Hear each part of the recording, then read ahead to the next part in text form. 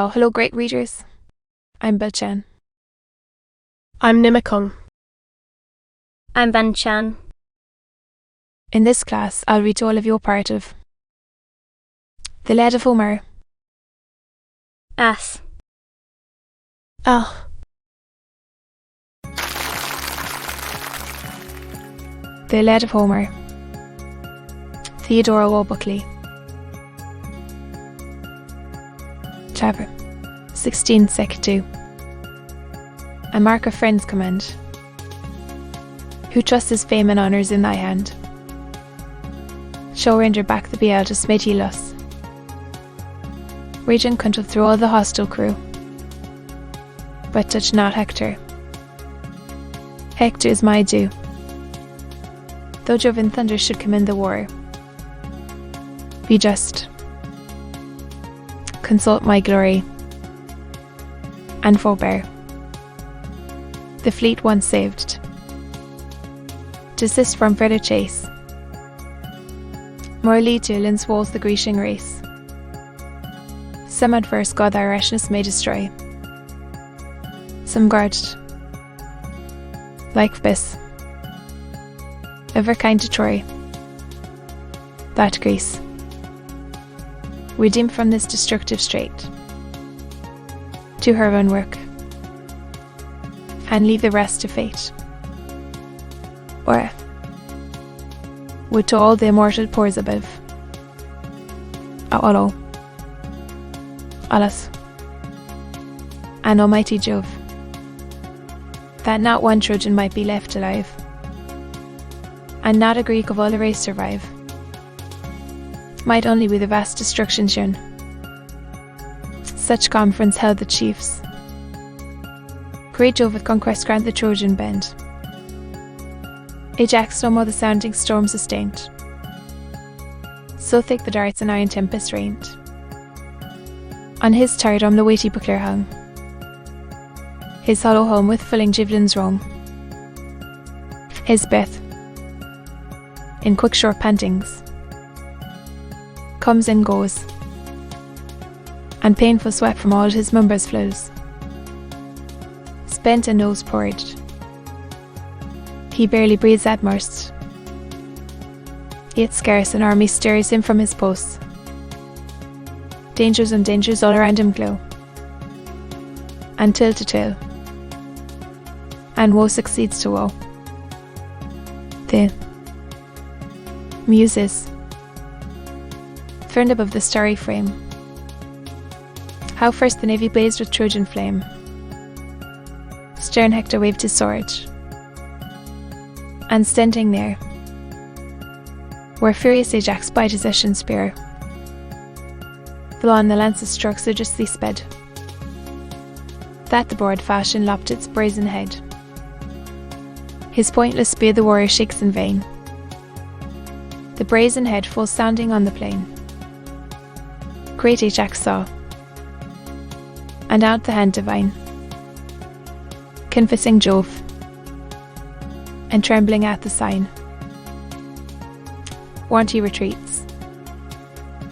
The hissing brands, the extremes of fiery shower, o'er the high stair and the culling volumes rise, and sheets of whirling smoke involve the skies.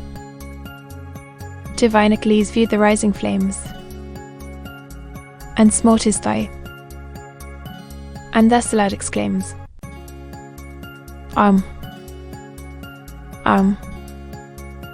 Artoquas. Lo, the blaze aspires, the glowing ocean reddens with the fires. Ere our vessels catch the spreading flame. Ere the Grecians be no more a name.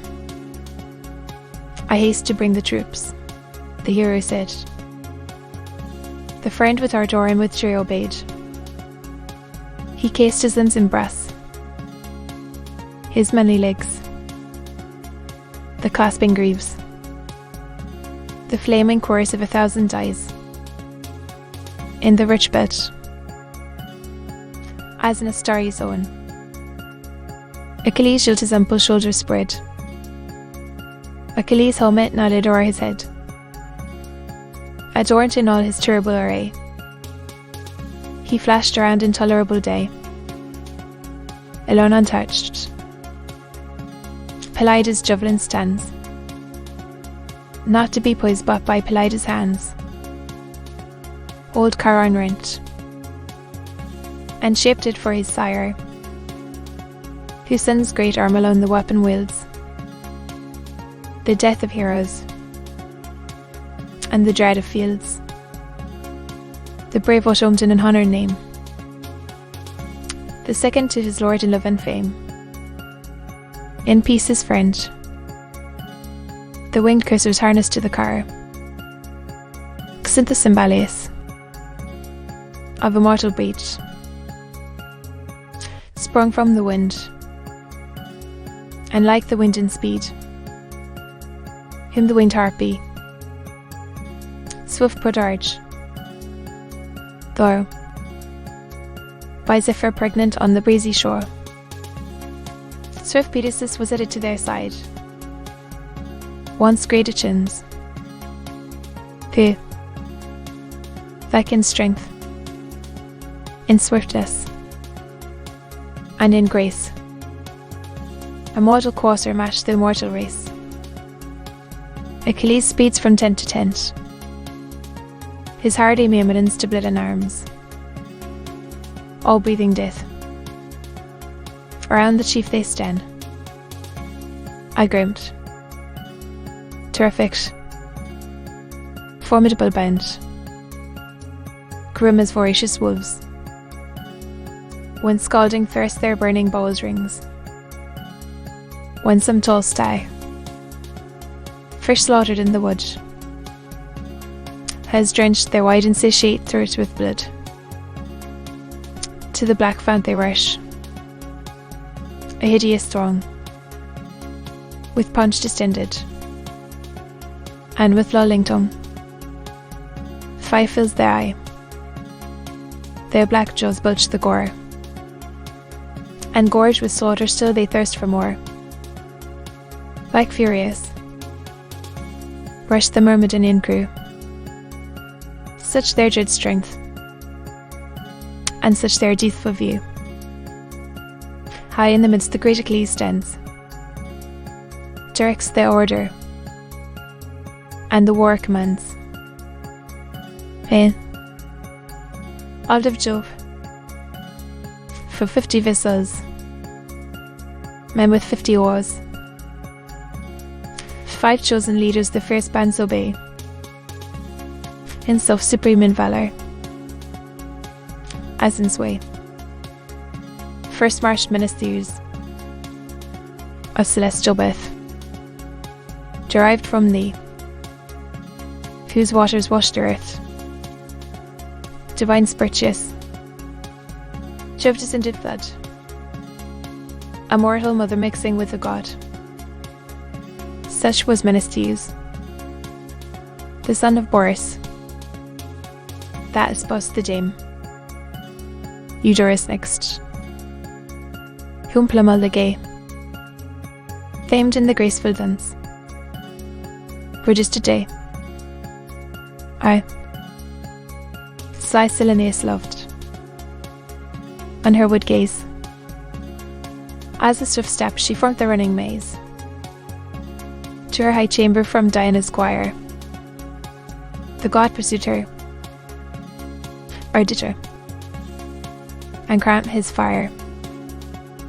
The son confessed his father's heavenly race, and heard his mother's swiftness in the chase.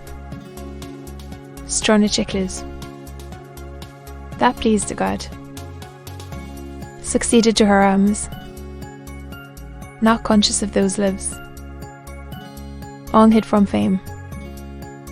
With gifts of price he sought and won the dame. Her secret of spring to her sire she bare. Her sire coursed him with a parent's care. Pisanda followed, to wing the spear, or in the distant dart. No hand so sure of all the Mathian line, or if a surer. Great Patroclus, Thine. The fourth by Fenix grave comen was graced. Lars's valiant offspring led the last, had called the chiefs, and ordered all the war. This stern remembrance to his troops he gave. Ye far-famed Myrmidons, ye fierce and brave, think with what threats ye dared the Trojan throng. Think what reproach these ears injured so long. Stern son of Peleus, thus ye used to say, while restless, raging,